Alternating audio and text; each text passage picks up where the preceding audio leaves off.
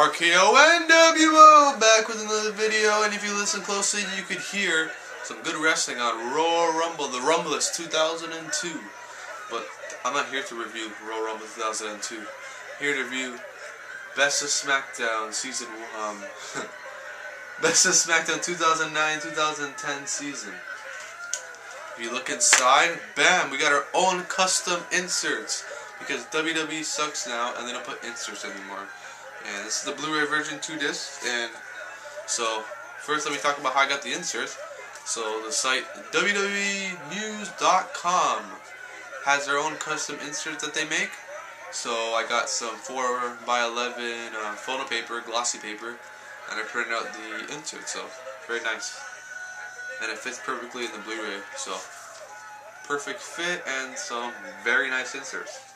So we got that, and you see season 1 and 2, very nice how they look. And on the back you see rated 14A in Canada, PG in America. Alright, so this season of SmackDown 2009-2010 was actually way better than the where is it? This. Much more better, because on the SmackDown 2009-2010 Blu-ray, they actually put good matches, good segments, and there was really no boring matches. There was only like, what was it, 2 or 3 Divas matches. Natalya versus Mickie James versus Beth Phoenix, the #1 contender match, and there was, I don't know, I can't remember the other Diva match. I think there was another one. But, so this DVD starts off with The Rock introduced. Starts off from SmackDown 10th anniversary show. So from this DVD, you don't get nothing from this. This is the highlighting the 10 years. This is actually highlighting just the full year. So it starts off from the SmackDown 10th anniversary show, the Rock segment. And when you look at the crowd, they weren't going that crazy either, because The Rock wasn't really there. He was just on camera. Or half the kids don't even know who The Rock is anymore and thinks he's just a movie star. Whatever. So we had that. We had the 6-man tag team match. What was it? Well, I have the insert right here. Cena vs. Triple H vs. Shawn Michaels, and Undertaker vs. Orton, Ted DiBiase, Cody Rhodes, and CM Punk. That was a pretty decent match. And then we had the World Heavyweight Championship match, Undertaker vs. CM Punk. That wasn't that great of a match. It was pretty interesting, the match, but because of the Breaking Point 2009, that Montreal Screwjob thing, so we thought it was going to happen again, but it didn't, and Undertaker won. Then we had November highlights, best of the 2 out of 3 falls match, John Morrison vs. Dolph Ziggler. That was a really good match, and we saw John Morrison retain the championship. We had the #1 contender match, triple threat for the Women's Championship, Beth Phoenix versus Natalya versus Mickie James. That was actually a pretty decent women's title match. Undertaker versus Mysterio for the World Heavyweight Championship match on Christmas. That match was okay. It wasn't the best match in the world. Then we had January highlights, #1 contender steel cage match for the World Heavyweight Championship, Mysterio versus Batista.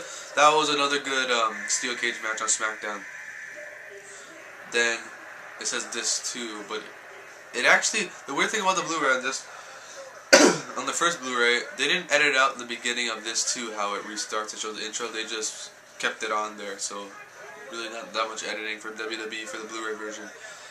We had February highlights, cutting edge show, Edge returns to SmackDown, triple threat qualifier for the Money in the Bank match, John Morrison vs. R-Truth versus Dolph Ziggler.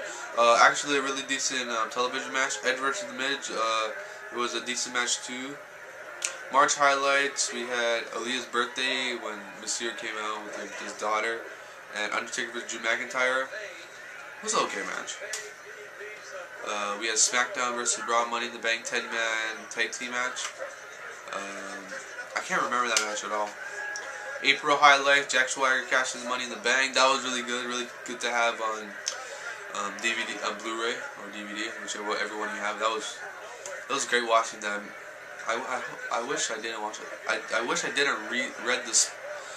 I wish I hadn't read the spoilers, because I would really enjoy that if I didn't. So we have that. We have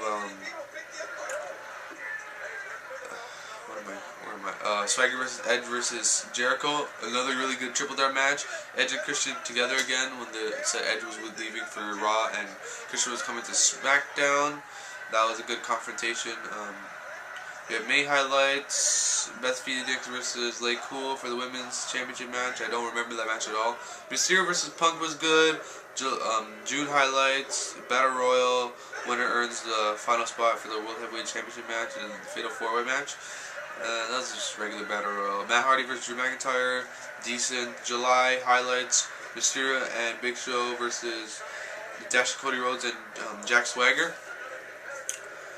It was an okay tag team match. It wasn't the best tag team match. It was just decent. Big Red Champion. Kane finally cutting the promo and becoming the World Heavyweight Champion longer than a day than back in 1998. And still going on as World Champion. Have you noticed no one's really complaining that Kane being World Champion? Because he is a good World Champion and we haven't seen him World Champion other than that one day from King of the Ring 98 to Monday Night Raw where he lost it. Raw is War. Christian versus Drew McIntyre, another good match. Mysterio versus Jack Swagger, a good match. August highlights. Kofi Kingston versus Dolph Ziggler, decent.